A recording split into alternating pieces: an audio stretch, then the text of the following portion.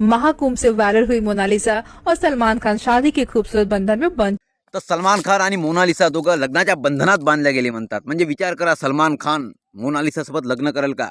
करण जोहर सोबत लग्न करेल एकदाचा, पण मोनालिसा सोबत लग्न करणार नाही. कारण की तिची बोलण्याची पद्धत जी आहे ती एवढी खतरनाक आहे.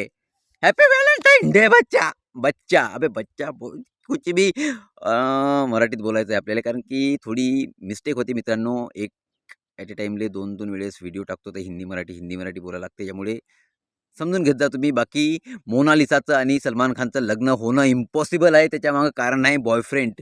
मोनालिसाचा बॉयफ्रेंड हा 5 वर्षापासून तिच्या मागं लागलेला आहे. शेवटी त्यानं सगळं जीवनाचा त्याग केला, महाराज झाला. दाखवतो तो महाराज कोण आहे. तो म्हणजे मोनालिसाच्या प्रेमात पडणारा, आणि त्याचं स्वप्न होतं की मी तिच्यासोबत लग्न करेल. व्हिडिओ पहा तिचा. मोनालिसा जहाँ भी हो ओ ते गलत. तर मोनालिसाच्या नावावर काही टाका व्हायरल होऊन जाते. आता एक गोष्ट आली होती की मोनालिसा नहीं रही हमारी दुनिया में, छोड़ के चली गई, अभी तो उसकी लाइफ बहर रही थी, 50 करोड़ का उसको पिक्चर मिल रहा था और ना जाने कैसे दिन देखने को मिल रहे. अशा गोष्टी दाखवल्या जातात. आणि माझी बायकोनं मला फोन केला की म्हणे खरंच मेली का म्हणे ती पोरगी, ते म्हणे कुंभमेळ्यातली हिरोईन झाली तिथे. मी म्हटलं काही कुकडे नको सांगत जाऊ, तुम्हाला दाखवतो व्हिडिओ पहा. नहीं रही मोनालिसा.